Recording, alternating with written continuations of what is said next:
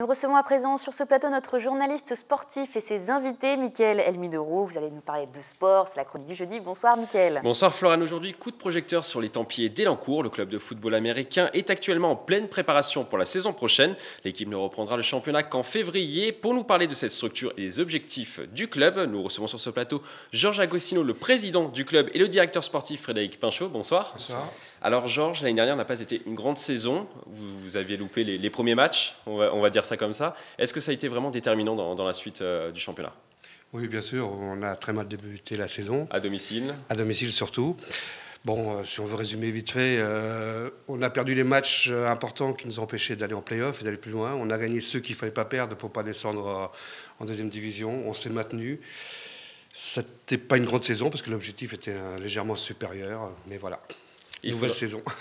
Et il faudra gagner dès ce premier match, Frédéric Pinchot. Dès ce premier match, il faudra gagner le 6 février. Oui, il faudra le marquer. Ça sera contre les gladiateurs de la Queue-en-Brie, voilà, les des promus. Exactement. Oui, il faudra le gagner puisque c'est, on va dire, l'équipe qui monte de la division 2. Donc, il ne faut pas perdre contre eux puisque après, on se met dans une situation compliquée. Et en plus, c'est à domicile. C'est à domicile, c'est chez nous le premier match. Et l'objectif, ça sera quoi, justement, de faire un petit peu de votre stade une forteresse imprenable cette saison ? Cette saison, ça va être de refaire de notre stade du complexe de l'Europe une forteresse, un endroit compliqué, un endroit difficile à jouer, où les autres équipes n'aiment pas venir rencontrer les Templiers.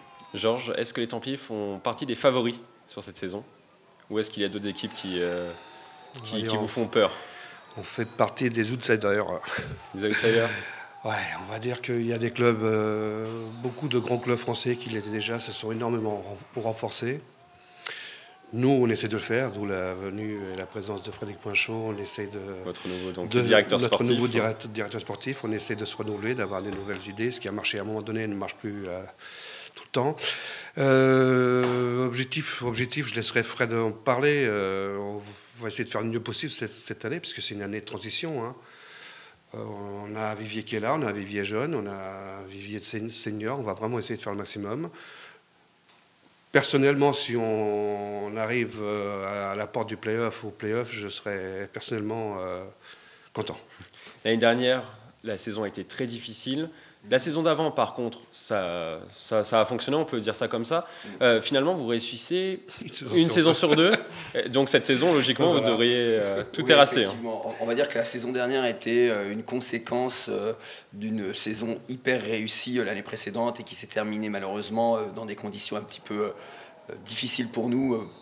Voilà, donc l'année qui a suivi a été compliquée puisque beaucoup de joueurs avaient un petit peu lâché l'affaire, ne s'étaient pas réimpliqués à 100%. Et donc cette année, on a fait un peu table rase de tout ce qui s'est passé et on a décidé de se remettre au travail, de changer beaucoup de choses, de changer des têtes, changer des coachs, échanger des organisations et la structure, un petit peu la faire évoluer. Donc il y a de nouveaux coachs. Donc des nouveaux coachs, un nouveau head coach.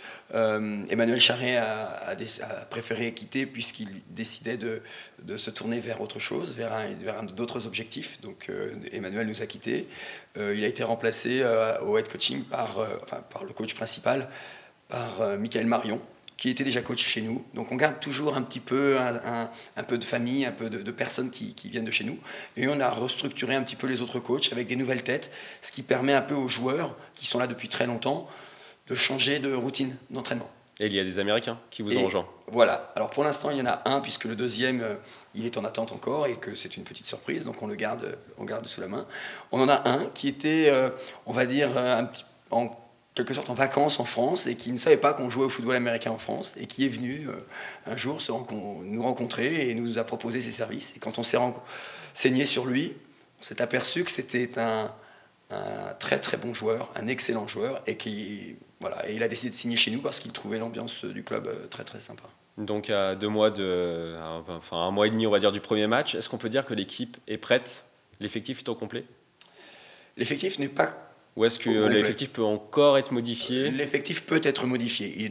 On est déjà à 80-90% de l'effectif, mais il peut encore être modifié. Alors on part aussi avec un autre objectif, c'est que cette année, nous ne jouerons pas avec un Américain en quarterback. Ça, c'est la petite différence des autres équipes françaises. C'est pour ça qu'on n'a peut-être pas une ambition de titre ou de podium, mais on partira avec un jeune quarterback français qui est en équipe de France et qui jouait avant chez notre ennemi juré, chez les Flash. Voilà, on a réussi à voler un de leurs joueurs. Et il a décidé, il a cru dans notre projet sportif, qui est de remettre au poste de quarterback un Français, pourquoi pas le faire jouer en équipe de France et pourquoi pas briller. Merci à vous deux d'être passés sur ce plateau. Bon courage pour la suite, pour le début de championnat, et on vous recevra avec grand plaisir tout au long de la saison. Et après le football américain, nous allons parler soccer. Mickaël, les filles de Montigny jouent ce week-end. Les féminines de Montigny-Bretonneux recevront ce dimanche à 17h30 Val d'Europe à l'occasion de la 8e journée de DH. Les Ilmontaines doivent rebondir après leur défaite 2-0 contre Calais au premier tour fédéral de la Coupe de France. La victoire est donc impérative pour la confiance, mais également pour le classement. Montigny 6e est talonné par Val d'Europe. 4 points seulement les séparent. Le match s'annonce donc passionnant. Florane. On l'attend avec impatience. On termine cette chronique par du rugby et un choc qu'il ne faudra pas rater pour le Sky Rugby, l'équipe du coach de Thomas Payen.